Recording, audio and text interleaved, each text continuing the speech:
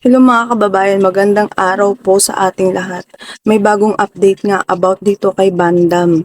May nakakuha nga ng video or may nabidyohan to si Bandam na nagwawala at nagsisigaw sa gate ng DSWD.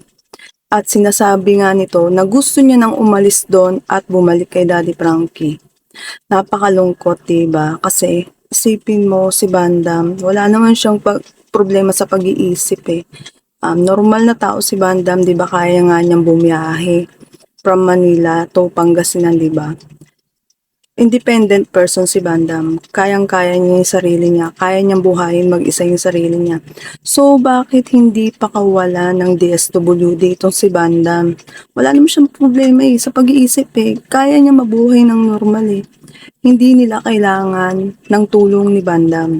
Ay, hindi kailangan ni Bandam ng tulong ng DSWD na to, di ba? So, bakit ikukulong nyo si Bandam? Bakit kinuha nyo kay Daddy Frankie? Kasi kay Daddy Frankie, tumutulong-tulong yan, nagtatrabaho din niya si Bandam, tas binibigyan-bigyan din ng pera niya ni Daddy Frankie. Ayaw nyo ba ng ganon na nakikita yung tao na malaya at masaya sa ginagawa niya? Bakit hindi nyo papakawalan? So ito nga yung latest, meron pang pinost to si Ate Peli na nakausap niya nga ito si Bandam sa video call. And then itong si Ashtig ba yun, yung asawa ni Boss JB. Naka-video call nga din niya si Bandam at nagkamustahan nga sila. At itong si Bandam is sobrang sad nga niya at gusto niya na talagang bumalik sa poder ni Daddy Frankie. Tapos meron nga rin post si JB Vlogs na hindi niya makontak ito si Bandam. Ang sabi ni Boss JB Vlogs, hindi naman daw nag-o-off ng phone yon. Then hindi naman nag-o-offline, bakit daw hindi makontak si Bandam nitong huli lang. So yan nga, parang ang sabi ng mga netizen, bakit hindi daw ipaglaban si Bandam? Ipaglaban, alisin na nga doon at ibalik na sa poder ni Daddy Frankie. Or kung hindi man siya mabalik sa poder ni Daddy Frankie, is pwedeng bumalik to si Bandam sa inuupahan niyang bahay doon sa may, 'di ba, sa Metro Manila.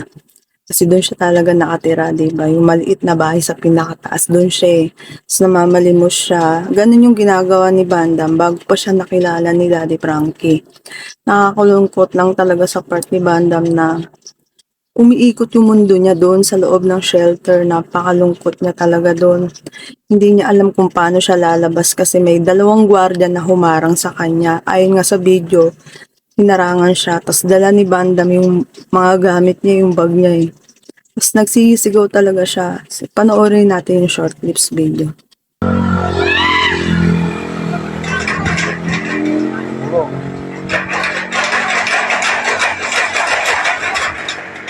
Gulo.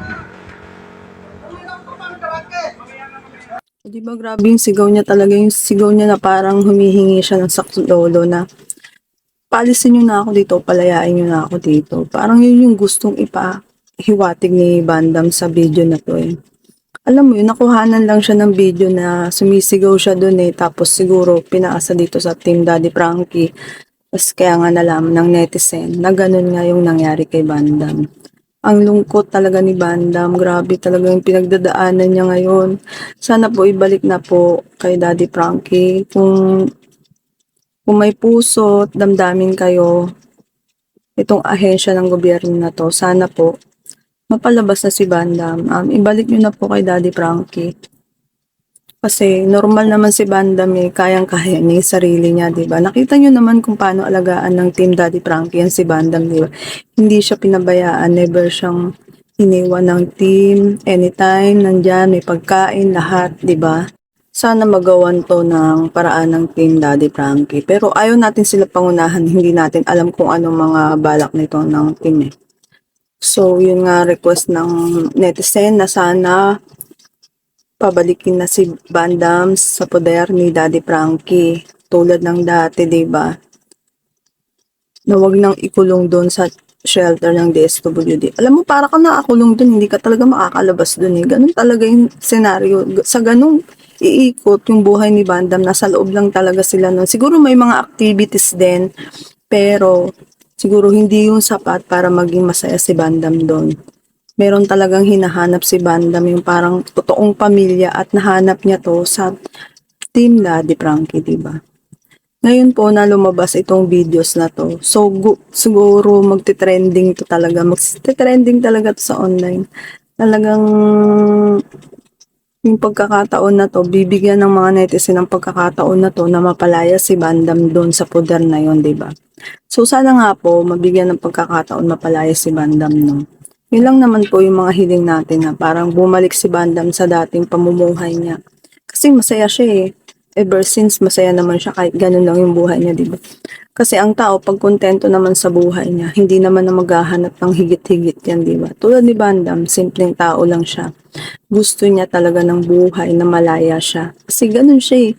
Mula bata siguro siya hanggang sa pagtanda niya, ganun na yung buhay niya, malaya siya eh, masaya siya eh, kahit ganun lang simple yung buhay niya. Maraming netizen ang nagtatanong, bakit pati to si Bandam kinuha, di ba? Wala namang problema sa pag-iisip yan si Bandam, ba't kinuha?